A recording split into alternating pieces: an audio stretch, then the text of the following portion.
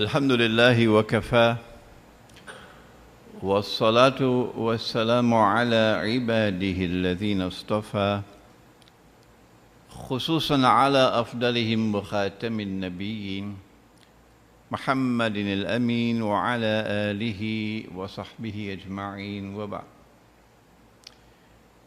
Brother Chairman, our distinguished guests who have come from abroad, brothers and sisters, Assalamu alaikum wa rahmatullahi wa barakatuh.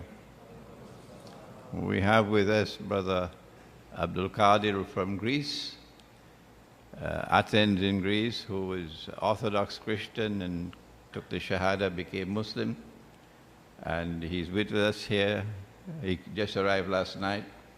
And he is preparing the way for me to visit Greece later this year, inshallah. Brother Abdul Qadir, stand up so they can see you. Yes. And we have another brother from Britain, from Pakistan, yeah, Brother Rana, who is also here with us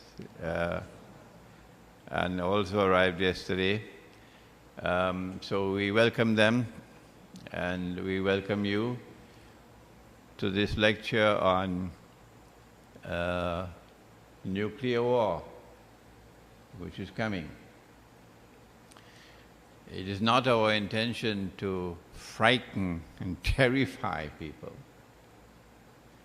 but scholars of Islam have a job to do.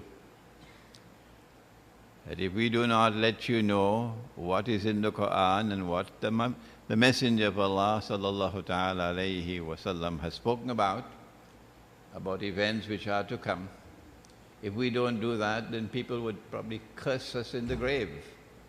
Why didn't he tell us? That's why we have this job to do, and I hope that you'll be patient with me while we deal with this subject. Nuclear war is coming. It is there in our eschatology. Eschatology means the study of the end time. Eschatology. In Arabic, ilmu akhiru zaman. Zaman means time. Akhir means last. Ilmu akhiru zaman, the knowledge of the last age, or eschatology. So in our Islamic eschatology, we have this great war. And the Prophet sallallahu ta'ala alayhi wasallam had a name for it. He called it the Malhama. Malhama. Most people don't even know the word. Malhama. But in Christian and Jewish eschatology, they have another name for it. They call it Armageddon. Yes, it's the same. And this clearly has to be nuclear war or thermonuclear war. It cannot be conventional war. Why? In tomorrow's lecture, which will again be fascinating, today we're looking at the political analysis of events from an Islamic perspective, of events which are taking the world to nuclear war. And tomorrow we're looking at economic and monetary analysis of events which are taking the world to nuclear war. I know that this is hardly ever something that you'll hear in Trinidad. I know that. But I hope that my audience will be patient with me today. There is a hadith of the Prophet ﷺ.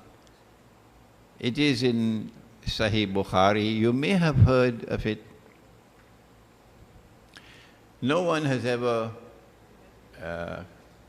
questioned the authenticity of this hadith.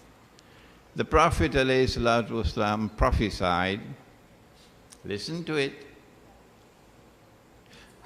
that the river Euphrates, which passes through Iraq and then comes to the Arab Gulf, that the river Euphrates, in Arabic, Furat, the river Euphrates will uncover a mountain of gold. And people will fight over that gold. And 99 out of every 100 would be killed. And each would be saying, I would be the one who would survive. But the Muslims must not touch that gold. I tell you, I have read this hadith for 20 years or more before I could understand it, before Allah in His kindness could allow me to understand it. There has never been a war in all of human history which took 99% of combatants, took their lives. They all died. This would be a unique war in human history, like no other war before. The only way you can kill 99 out of every 100 is if you use weapons of mass destruction. And the primary weapon today of mass destruction is nuclear weapons and thermonuclear weapons.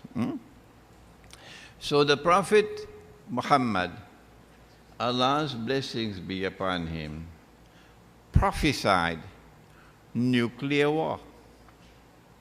And he said that the nuclear war will be fought over the mountain of gold. If you want to know about the mountain of gold, you must come back tomorrow.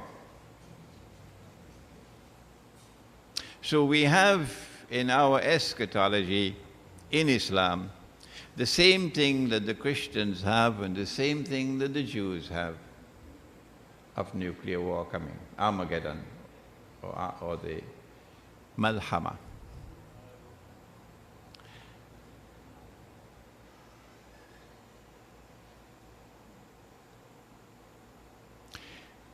The subject of Akhirul Zaman, or the end time, is one in which Islam has more information, more knowledge than anyone else. We have the most comprehensive knowledge, the most authentic knowledge, the most up-to-date knowledge. We have it. The Christians and the Jews also have knowledge of Akhirul Zaman, but it cannot match ours. It is the biggest mystery of this ummah, that although we have the most knowledge, we've not used it. We've not been using it. We do not have scholars of Islam who are trained in Islamic eschatology. We don't have it. It is not taught in our institutions of learning. No, it's not. And so it is now an uphill task for us to catch up with those who came before us, the Christians and the Jews. Our Prophet sallallahu ta'ala alayhi wasallam was walking and he met some of his companions sitting and he asked, "What are you talking about?" And they said, "We are talking about Akhirul Zaman, the signs of the last day." And then he said, and of course you all know the hadith, he said the last day would not come until, and he mentioned how many? 10. And these are known as the 10 major signs. Good. And I believe that our Muslim community in Trinidad and Tobago are familiar with these 10. They are not given in the chronological order in which they will occur. No. Number 1, Dajjal, Al-Masihud Dajjal. Dajjal who will seek to impersonate the true Messiah. Al-Masih ad-Dajjal. Number 2, Gog and Magog, Ya'juj and Ma'juj. Number 3, the return of the son of Mary, Nabi Isa alayhi salam, the true Messiah. Number 4, Dukhan, smoke. And the Quran says that one day the sky will be filled with that smoke. When we give an opinion as to when will that smoke come and what will that smoke be, you must never accept that opinion until you are convinced that it is correct. Is that fair? Good. My opinion, and Allah knows best, is that the smoke, the Arabic word is dukhan, would be the mushroom clouds from the nuclear explosions. And the Prophet said, the Prophet ﷺ said there'll be a number of days when there'll be no sunlight. No sunlight. In Christian and Jewish eschatology, you find the same thing. That there'll be a number of days when there'll be no sunlight because the dukhan will block off the sunlight. Number 5, Dabbatul Ard, or the beast or the creature of the earth. Number 6, that the sun would rise from the west. Number 7, 8, and 9, 3, earthquakes. But these are earthquakes in which the earth will sink down and swallow what it swallows. Sometimes they call sinkholes. One in the east, one in the west, and the third one in Arabia. And number 10, which is now on the top burner, number 10, that a fire will come out of Yemen and drive people to their place of assembly for judgment. Out of these 10, and of course there are many others, but they are not located in this hadith. Out of these 10, there's one which is the preeminent sign, the most important one of all, that everything else revolves around it. What is it? The Quran says, بَعْدَ أَعُوذُ بِاللَّهِ مِنَ الشَّيْطَانِ الرَّجِيمِ وَإِنَّهُ لَعِلْمٌ لِلسَّاعَةِ. It could also be read, وَإِنَّهُ لَعَلَمٌ لِلسَّاعَةِ, that he, Nabi Isa alayhi salam, Jesus, his return, this is the sign of all signs of Akhirul Zaman, or the last stage. I gave a lecture at the State University of Moscow in July of 2013,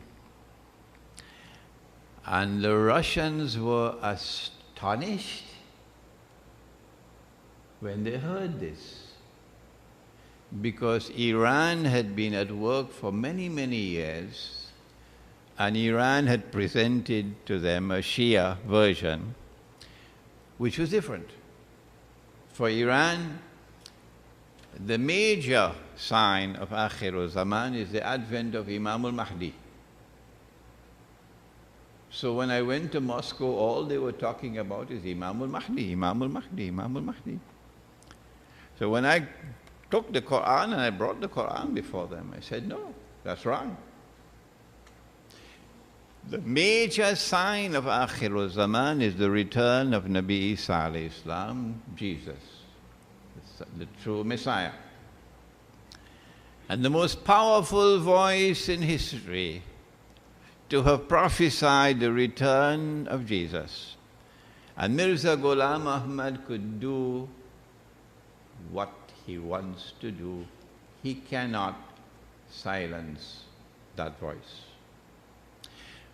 The most powerful voice in history to have prophesied the return of Jesus, the son of Mary, is the voice of Muhammad sallallahu ta'ala alayhi wa sallam.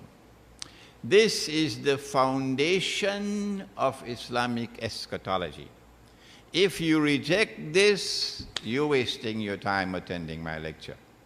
Yes, you are wasting your time attending my lecture, because this is the foundation stone of Islamic eschatology.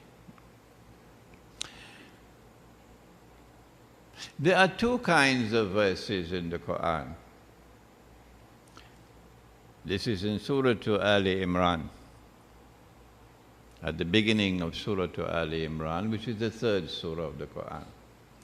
The Quran is comprised of two oceans of ayat. Ayat means verses. Two oceans of ayat in the Quran. The first is ayat muhkamat, or verses which are plain and clear. All that you need for this is tafsir. Tafsir means to explain. And the Quran says that these are Ummul Kitab. This is the heart of the book. But the Quran also has a second ocean of ayat. What is it called? Ayat? Ayat mutashabihat. The first one, ayat muhkamat, plain and clear. The second one, ayat mutashabihat. And these are verses which have to be interpreted to get the meaning. The Arabic word is ta'wil. The first one is tafsir, explanation. And this one is ta'wil, interpretation. Let me give you an example. In the nights of Ramadan, eat and drink. وَكُلُوا وَاشْرَبُوا حَتَّى يَتَبَيَّنَ لَكُمُ الْخَيْطُ الْأَبْيَضُ مِنَ الْخَيْطِ الْأَسْوَدِ مِنَ الْفَجْرِ. Eat and drink until the white thread, you know what thread you make kite, you fly a kite? Huh? The white thread is distinct from the black thread of dawn. So white thread and black thread. All right? So one companion took a white thread and a black thread, put it underneath his pillow.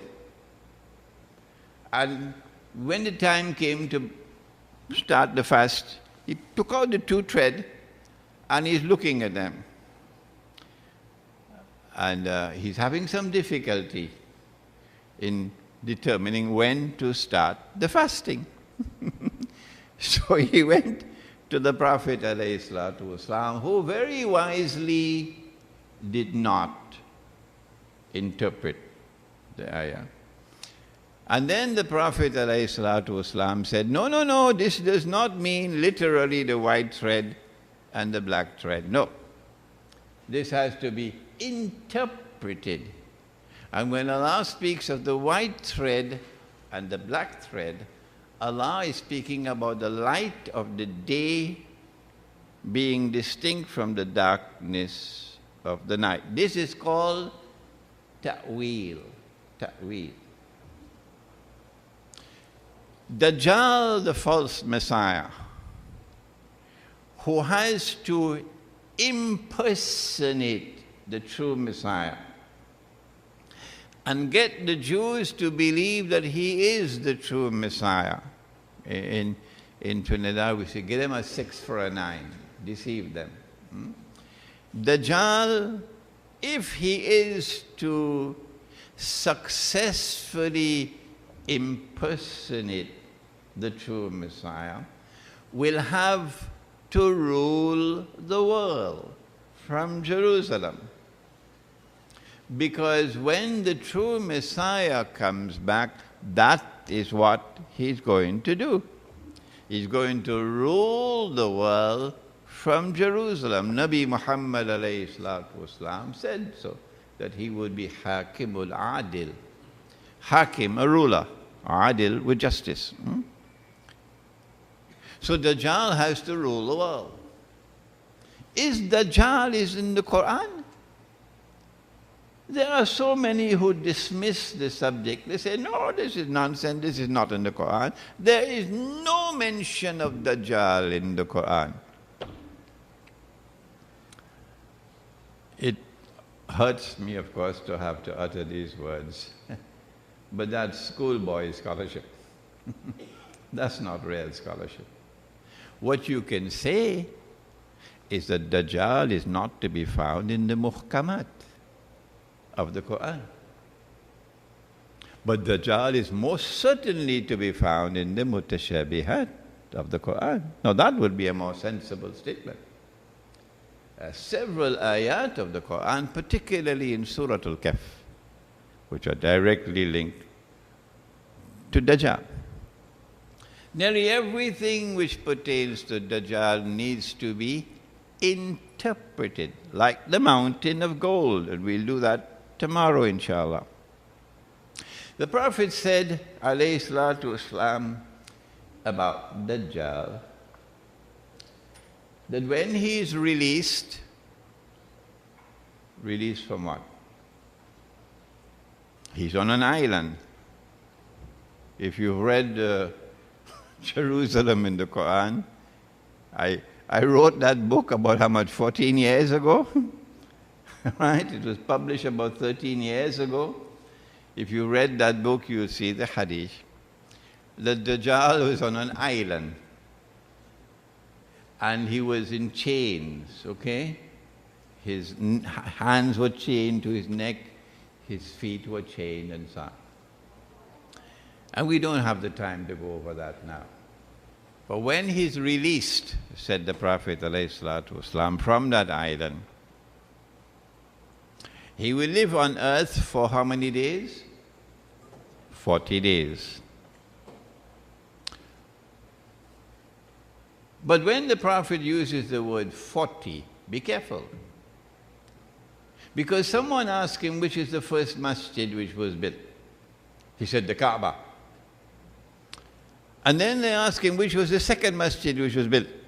They said Masjid al-Aqsa, Jerusalem. And then they asked him how many years were there between the construction of the two? He said 40. What did it do? A couple thousand years. He said 40. So when he uses the word 40, do not understand it literally. This is mutashabihat. Dajjal will live on earth for 40 days. One day which would be like a year, one day which would be like a month, one day which would be like a week. وَسَائِرُ أَيَّامِهِ كَأَيَّامِكُمْ, and then all the rest of his days like your days. My book, Jerusalem and the Quran, was based on this hadith. I came to the conclusion that it was only when Dajjal was in a day which is like our day, only then would we be able to see him. Because he's in our world of space and time. Prior to that, he's here on earth. But we can't see him. Are there angels in this room? Answer me. Yes, there are. Each one of us have two angels. Can we see them? No. Are there jinn in this room? Yes. Can we see them? No. So too with Dajjal. In his day like a year, in his day like a month, in his day like a week, he's here but we cannot see him. Only when his day is like our day, at the end of his life, then we will see him. And the Prophet said he will be a Jew, he will be a young man, he'll be powerfully built, and he'd have the curls that the Orthodox Jews have. And from Jerusalem he'll declare, I am Al-Masih, the Messiah. And they will accept him.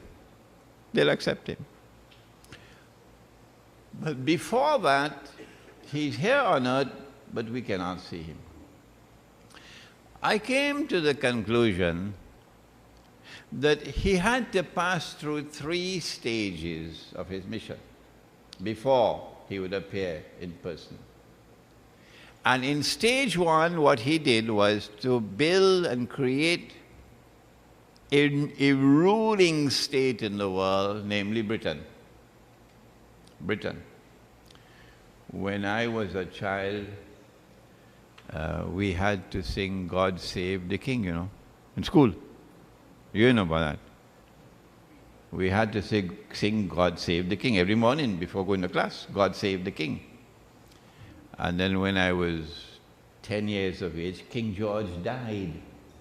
And then Elizabeth took over. We had to sing God Save the Queen. So Imran Hosein was singing God Save the Queen. Now I look back at those days, you didn't have nobody to tell us? What nonsense is this? God save the king, God save the queen. Britain became the ruling state in the world. It never happened before in history. And it became known as the age of Pax Britannica. You may have heard the term. Pax Britannica, for the first time in human history, meant that one state had the power to dominate the rest of the world, and no combination of rivals could threaten that power. That was Britain. And tomorrow we will see that when Britain became the ruling state in the world, it was not only on the basis of military power, but also control over money, sterling pound. When we were at school, we had to learn £1 4.80, £2 9.60. He's shaking his head. He's shaking his head. £1 4.80, £2 9.60, £3 14.40. Why? Because the sterling pound was His Majesty, the ruling money in the world. Then I came to the conclusion that when the Dajjal moved to stage 2, a day like a month, that the United States now replaced Britain as the ruling state in the world. And the United States did not become the ruling state based only on military power, but also on the basis of control over money. And so the British sterling pound had to give way for the US dollar to replace it. Tomorrow's lecture is going to be fascinating for you on the monetary system. And when Dajjal's day, like a month, is coming to an end, which is where we are now, and a day like a week is about to commence, that the United States is going to give way to a third state, which is going to become the new ruling state in the world. And in the same way that Pax Britannica gave way to Pax Americana, so too will Pax Americana give way to Pax Judaica, and Israel will become the ruling state. This is where we are now. The question, however, is, the United States is so big, and the world has grown so big in these last 100 years. Population is expanding dramatically. How can little Israel rule a big world like this? Not possible. Either Israel has to expand and become big like the United States to rule the world, which is not possible. Why? Because Israel is located in a sea of Islam. All around is Muslims. Or the second possibility is that the world has to become smaller. Which one will it be? Will Israel expand and become so big, or will the world contract and become smaller? What does the Quran have to say? The verse is in Surah Al-Isra, Surah number 17 of the Quran. And listen to what Allah subhanahu wa ta'ala has to say. This is Ilmu Akhirul Zaman, or the study of the end time. وَإِمْ بَعْدَ أَعُوذُ بِاللَّهِ مِنَ الشَّيْطَانِ الرَّجِيمِ وَإِمْ مِنْ قَرْيَةٍ إِلَّا نَحْنُ مُهْلِكُوهَا قَبْلَ يَوْمِ الْقِيَامَةِ أَوْ مُعَذِّبُوهَا عَذَابًا شَدِيدًا كَانَ ذَلِكَ فِي الْكِتَابِ مَسْطُورًا. And there is not a single town or city that will escape, but we will destroy them all. This is the Quran. This is not Hadith. This is Quran. There is not a single town or city that will escape, but we will destroy them all before Qiyamah. And those which escape destruction will be punished with severe punishment. And this is something inscribed in the book. This verse of the Quran is warning us of great destruction that is to come to the world. There are other verses of the Quran, but we don't have the time to turn to them on the Malhama. And then there are the ahadith which speak very specifically, like that one which says that 99 out of every 100 would be killed. We are now located at that moment in time when a day which is like a month is coming to an end, and a day which is like a week is about to begin. If we go back now to that moment when Pax Britannica was giving way to Pax Americana, there were big wars in the world. They call it the First World War. They call it the Second World War. That's the name they have for it. For me, they were European wars, not world wars. But these were wars in which the world experienced destruction like never before in history. I was born when the Second World War was taking place. Yeah. Millions and millions of people were killed, particularly Europeans, in those world wars. So in order for Israel to replace the United States of America as the ruling state in the world, you don't need a PhD to know that not only does Israel have to take over for the US dollar, and new money has to come, that Israel will control, but also there will be great wars. Who will the wars be fought against? There are two forces in the world, two, which stand up to resist Israel. Who are they? Number one, the followers of Nabi Muhammad alayhi salatu wasalam. Those whose Qibla are in Mecca, because, forgive me for saying so, don't be annoyed with me, we have people whose Qibla in Washington. Forgive me for saying so, don't be annoyed with me for saying so. There are people who prefer to hold on to the US visa than to be faithful to Islam. My US visa is more important to me than being faithful to Allah and His Messenger. Forgive me, please forgive me, but I have a job to do.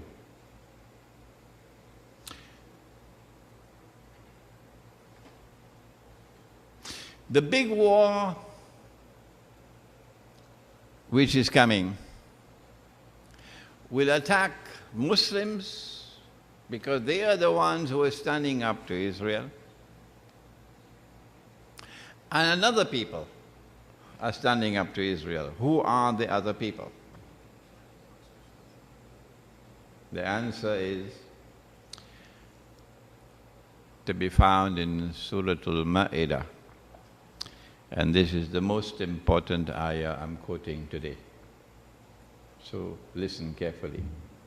Surah Al-Ma'idah, which is the 5th surah of the Quran. Allah subhanahu wa ta'ala warns of a time which is to come, in which He says, لَتَجِدَنَّ, you will most certainly find in time to come, أَشَدَّ النَّاسِ عَدَاوَةً لِلَّذِينَ آمَنُوا الْيَهُودِ, that the Jews will become the people with the greatest hatred and hostility and enmity for you. That time will come. وَالَّذِينَ أَشْرَكُوا, that in addition to the Jews, there will be another people who will display the same hatred and enmity and hostility for you. And they will be a people whose total agenda is shirk. Everything connected with them is shirk. Example? Shall I give you the example? You don't mind? Well, Allah speaks in the Quran about Yawmul Jum'ah. Yawmul Jum'ah. إِذَا نُودِيَ لِلصَّلَاةِ مِنْ يَوْمِ الْجُمْعَةِ فَاسْعَوْا إِلَى ذِكْرِ اللَّهِ وَذَرُوا الْبَيْعَ. When the call to prayer is made on the day of Jum'ah, give up, shut your business down and go to the masjid. Jum'ah, Yawmul Jum'ah, the day of Jum'ah.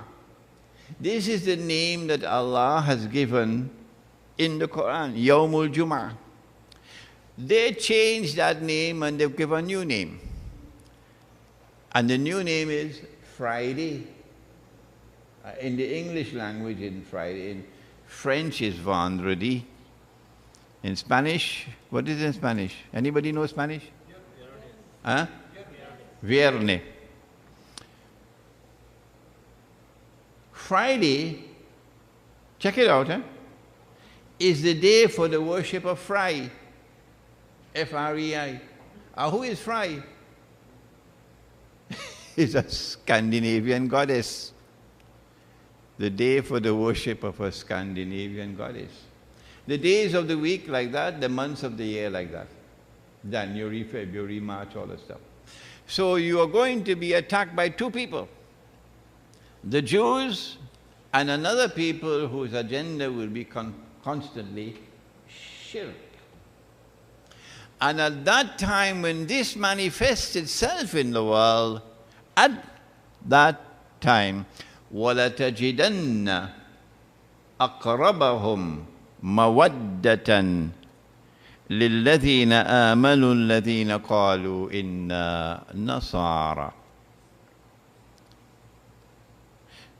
That at that time when the Jews become most hostile of all to you, I'm sorry to have to be repeating again and again. And when these people, this civilization of shirk is hostile to you, waging war on you, at that time you will find that those who will be closest in love and affection for you would be a people who say, we are Christians. Allah didn't stop there. He went on to tell us something more about the people. Which Christians are these? ذَلِكَ بِأَنَّ مِنْهُمُ الْقِسِّيسِينَ وَرُهْبَانَ وَأَنَّهُمْ لَا يَسْتَكْبِرُونَ. This is because these Christians are a people who have monasticism, the monastery, the monk, the monastic way of life. And because they are not an arrogant people. They are not an arrogant people. They don't want to rule the world. They don't want to transform all of mankind into carbon copies of themselves. If I have a curry chicken and rice in front of me, curry chicken and rice, and I wash my hands, and I roll up my sleeve, and I start to eat my curry chicken and rice with the cutlery that Allah gave me, the fingers. These arrogant people will say that is an uncivilized way of eating. No, civilized people don't eat like that. And my response to them is, you can take your civilization and throw it in the Red Sea. I don't care a fig leaf. Sorry for raising my voice. I don't care a fig leaf for you and your views. It is arrogance on your part, that you want to transform me into a carbon copy of yourself. That I had to put on jacket and tie to be civilized, to be in respectable company, jacket and tie. In the Caribbean, in this heat, tropical climate, and you see the fella in suit and jacket and tie, you should send him. It's a madhouse. This is for my audience outside of Trinidad. So you have a people who have arrogance in them, that they want you to live the way they live. They want you to be transformed into carbon copies of themselves. But these Christians who will be closest in love and affection for you Muslims are not an arrogant people. They don't have the agenda of ruling the world. And they don't have the agenda of transforming people into carbon copies of themselves. So which Christians are they who are holding on to this day to monasticism, the monastery and the monastic way of life, the monks? Answer, we have Abdul Qadir here to answer you. He was Orthodox Christian. The Christian world has two parts. One is that part of the Christian world which celebrates Christmas on the 25th of December. And then you have the other part of the Christian world which celebrates Christmas on 7th or 9th? 7th of January. 7th of January. That other part is called Orthodox Christianity. And this part is called Western Christianity. But I call it, this is the only part of the world where you're not allowed to have a beard. Except one man. He's allowed to have a beard. Everybody else must shave off the beard. You can't be in the police service and have a beard. No. You can't be in the armed forces and have a beard. You can't work in a hotel with a beard. No. But this fella is allowed to keep his beard. And he comes once a year, flying on a reindeer. Flying on a reindeer, once a year. So this is Santa Claus Christianity. The Orthodox world don't have this Santa Claus Christianity. When I went to Russia, I found so many people with beards. Yeah. Orthodox Christians with beards. So, Orthodox Christianity also has monasticism. Russia is the leader of Orthodox Christian world, Russia. And I found so many beards in Russia. My host who invited me to the State University of Moscow was Professor Alexander Dugin. And Alexander Dugin had a big beard sitting next to me. The two people who are going to be a threat to Israel are Muslims and Orthodox Christians. Do we find Orthodox Christians in the Quran? Yes. There's a whole surah. It's known as Surah to? Surah to? Rum. Surah to Rum. Surah number 31 perhaps. And look how it begins. بعد أعوذ بالله من الشيطان الرجيم ألف لام ميم. غُلِبَتِ الروم. Rome has been defeated. في أدنى الأرض, in a land close by. So a battle took place at the time when the Quran was revealed, and there was no Washington at that time, and there was no NATO at that time, so we can dismiss that nonsense. A battle took place at the time when the Quran was being revealed, and Rome was defeated in a land close by, close to Arabia. وَهُمْ مِنْ بَعْدِ غَلَبِهِمْ سَيَغْلِبُونَ. But Allah is prophesying. He is saying that the tables are going to be turned. فِي بِضْعِ السِّنِينَ, in just a few years' time. Rome is going to be victorious.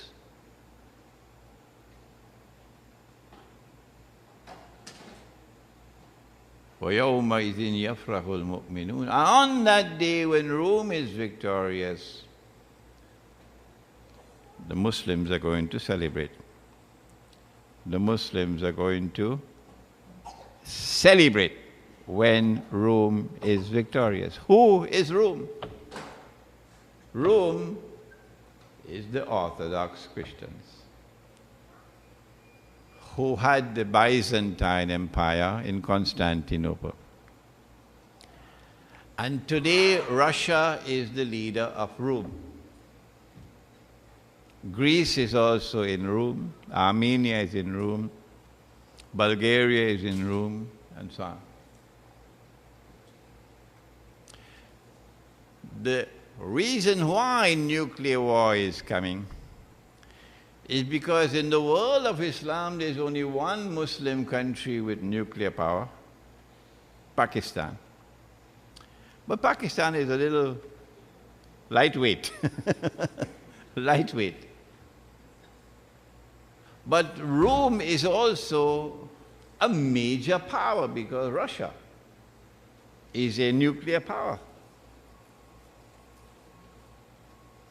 And Israel cannot succeed the United States and become the new ruling state in the world unless and until Pakistan submits to Israel and Russia submits to Israel. The way today Pakistan is submitting to the United States and to Saudi Arabia, the government of Pakistan. We have a Pakistani here.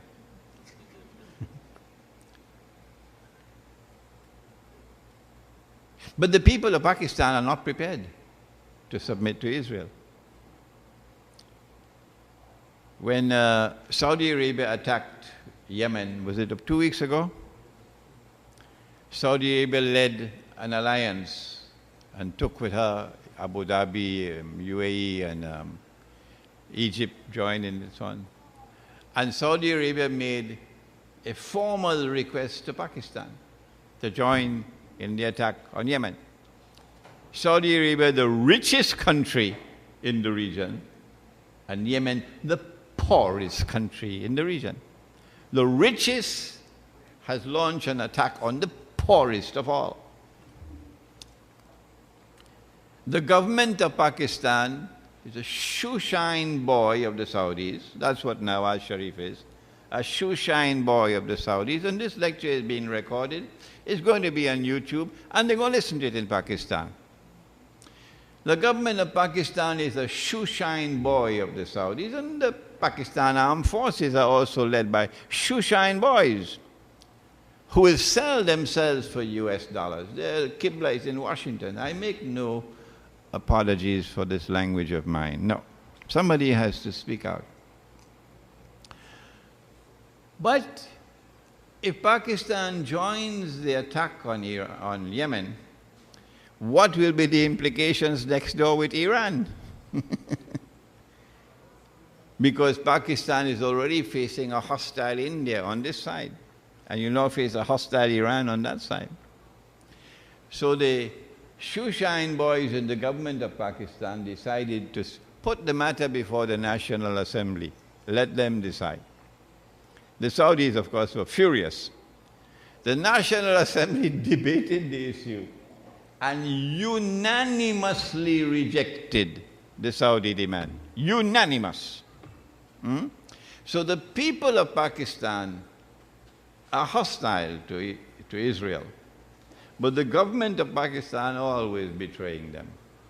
In the case of Russia, it's different. In the case of Russia, what they did was, the Jews, the Russian Jews, were the ones who, you would not know about this is history, the Bolshevik Revolution, and then they brought something called communism and the Soviet Union. But this was done by the Russian Jews, yes. And they created the Soviet Union to destroy Orthodox Christianity. And thousands of Christian monks and priests were killed. Monasteries were shut down by the Soviet Union to try to destroy Orthodox Christianity. They brought an atheist state to the Soviet Union. But they planned, and it didn't succeed. And when the Soviet Union collapsed in 1988 to 89, somewhere around there, since then, Russia has been returning to Orthodox Christianity. It's not complete yet. It's still a return is still coming. And as Russia returns to Orthodox Christianity, Russia refuses to bow to the Zionists, refuses to bow to Washington. And that is why they'll have to wage war on Russia and on Pakistan, so that Russia does not survive as a nuclear state and Pakistan does not survive as a nuclear state. I was attending a conference in Tehran in Iran in September, last September, conference of independent thinkers, and I had a dream while sleeping. And the dream was repeated twice in the same night.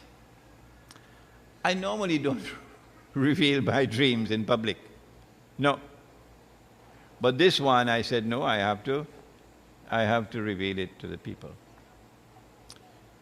I saw nuclear war. I saw nuclear missiles being shot into the sky. Nuclear war. And I saw that Pakistan was a part of the war. When I woke up from my sleep, I then remembered that 2 years prior to 9/11, I had a dream. I was Imam at Masjid Al-Quran in Long Island. And in that dream, I saw balls of fire coming down from the sky on Manhattan skyscrapers. And these balls of fire were jumping from one building to another, jumping, and then jumping out of Manhattan and spreading all over the world. The next Jummah that came, I gave a khutbah. And in that khutbah, I mentioned this dream. I mentioned it in the khutbah. 2 years later, 9/11, and I immediately recognized this is a dream I saw. So since there was an interval of 2 years between the dream and 9/11, I came to the conclusion, you don't have to accept my conclusion, that we have a period of about 2 years from September last before the nuclear war comes. Why so quickly? Now we turn to Russia's tryst with destiny. Russia is not prepared to bend her knee. No, Russia is defying them. Russia says, you want war? We'll give you war. But they had a master plan for Russia that I was explaining to our chairman earlier. That in the Quran, in Surah Al-Kahf, Zulkarnain means the one who possesses two qarn. Qarn can mean horn, or qarn can mean age. Two horns or two ages, Zulkarnain, Surah Al-Kahf. You do recite Surah Al-Kahf, don't you? Come on, shake your heads.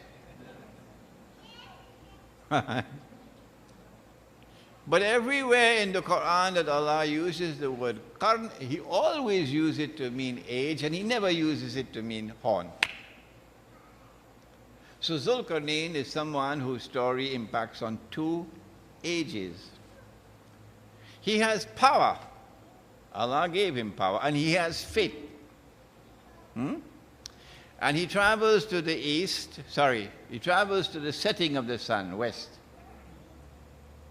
And there he comes across Ainun Hamia, a body of water which was dark and murky. And there he met a people, and Allah says, what are you going to do with them? And he replies and says, those who have been guilty of acts of dhulm, oppression, wickedness, I am going to punish them. And when I am finished with them, you will punish them. So power will be used to punish the oppressor on that first age. And those who have faith and who are righteous in their conduct, I will treat them nicely and reward them. Then, of course, he traveled in the direction of the rising of the sun, you remember? And then the third journey to the pass between the two mountains, that was Gog and Magog. But this body of dark and murky water, the tafsir of the Quran are all unanimous, it is the Black Sea. And if you know your geography, there's the Mediterranean Sea. You did go to school, didn't you? The Mediterranean Sea. And above the Mediterranean Sea is the Black Sea. The Black Sea. And Russia has no other place to have a naval port with warm water other than the Black Sea. Because the north of Russia is ice, blocked up with ice. So if Russia is to have a navy, Russia needs the Black Sea. And if Russia is to ever pose a threat to Israel and the Zionists, the Black Sea is of crucial importance. After the Malhama, it is most likely that we'll no longer have any electronic warfare, aerial warfare and so on after the Malhama, because nuclear war is nuclear war. So after the Malhama, wars are going to be fought on land and on the sea. And so the threat to Israel, when Israel takes over from the United States, the threat to Israel will be number one from Pakistan and the nuclear weapon, and number two, Russia. Naval war, more than land war, naval war. So the Black Sea offers strategic importance for Israel, for the security of Israel. So what they did was, in the Black Sea you have a peninsula jutting out into the Black Sea. It's called, anybody help me? Crimea is correct. You're doing some geography, huh? Crimea is correct. And whoever controls Crimea controls the Black Sea. Oh yes. So Crimea was Russian territory. So the plan was, the master plan was, you create this Soviet Union, communist state, and then in 1954, 6 years after Israel was born, Nikita Khrushchev transferred the territory of Crimea from Russia to Ukraine without the permission of the Russian people, without the permission of the Crimean people. And Crimea became part of Ukraine. But since the Soviet Union controlled both Russia and Ukraine, it's not a problem yet. The problem would come when the Zionists used their color revolutions to cause the collapse of the Soviet Union. They needed the Soviet Union to collapse. Why? So that Ukraine will emerge as an independent state. And Russia will emerge as a federation. And Crimea will belong to Ukraine. Okay? Then the next part of the strategy was to get a pro-Western government in Ukraine. And when you install a pro-Western government in Ukraine, then Ukraine will apply to become a member of NATO. And when Ukraine is a member of NATO, that's Russia's goose is cooked. Because Ukraine will say to Russia, get out of Crimea. Russia doesn't have a naval port anymore. And Israel is now safe. So what they did about a year ago, December, they had these street demonstrations and so on. And they were able to bring about a change in government. And a pro-Western government came to Ukraine. As soon as that happened, Russia acted swiftly. So swiftly, they took the Western world by surprise. Russia turned to the Crimean parliament. The parliament of Crimea debated the subject, and the Crimean parliament adopted a resolution unanimously that Crimea wants to return to Russia. As soon as that resolution was adopted in the Crimean parliament, the Russian parliament then met and accepted Crimea back into Russia, and it became part of law. It happened within 2 weeks. This is the biggest blow that the Zionist movement has ever experienced in its history. Why? Because now that Russia has Crimea, and Russia is now a nuclear power. 100 years ago it was not. Russia now commands the whole Black Sea. And all the states, including Turkey, got to think twice now. The strategic environment has changed dramatically. The longer they wait to attack Russia, the stronger will Russia become. That is why a period of 1 or 2 years makes sense. That if they wait longer than that, Russia will become stronger and stronger. Will Russia back down from nuclear war? No. Russia is not prepared to back down. And so nuclear war is coming. And it is Russia's destiny to stand up to the oppressor and use power to punish the oppressor. Because Zulkarnain did it the first time. And Karnain means 2 ages. So in the same part of the world where he did it the first time, in the second age, Karnain, 2 ages, it will come to pass again. This is Surah Al-Kahf. This is how Surah Al-Kahf of the Quran anticipates for us the big war which is coming, in which Russia is going to use her power to seek to punish the oppressor. Tomorrow, inshallah, we will look at the subject from a different perspective. Namely, in addition to threatening Russia with nuclear war, They are attacking Russia in a different way. They are attacking the Russian ruble. When I arrived in Moscow, July 2013, 33 Russian rubles were equivalent to $1. 33 to 1.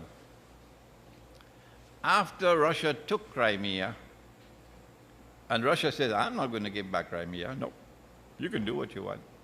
They began to attack the Russian ruble. The price of oil suddenly started to drop mysteriously. It had nothing to do with economics, only politics.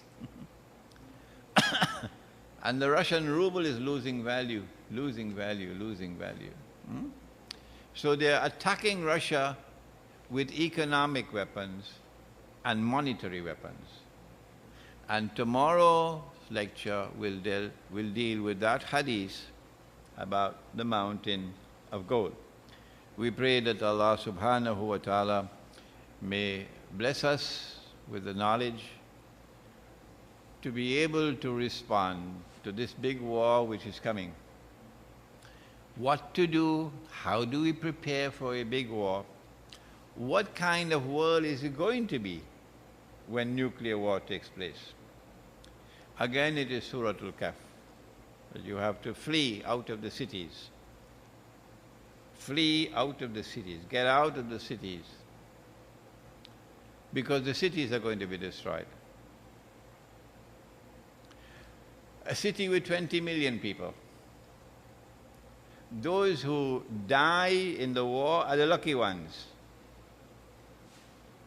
Those who survive are the unlucky ones. Why? Because the city of 20 million people cannot feed itself. No. The food has to come from outside. And the line of communication and supply are going to be disrupted. So when 20 million people, or what is left of 20 million people, want food, they're hungry, they want water, they have no water. And this frantic search for food and water turns violent. You wouldn't want to be there at that time. This is what Surah Al-Isra is talking about. That those towns and cities which are not destroyed will punish them with terrible, terrible punishment. So before we end, Surah Al-Kahf of the Quran is telling us that the way to respond to the nuclear war that is coming is to seek security in the remote countryside. Stock up on food and stock up on water and continue to make dua to Allah. ربنا تقبل منا إنك أنت السميع العليم وتب علينا يا مولانا إنك أنت التواب الرحيم برحمتك يا أرحم الراحمين آمين.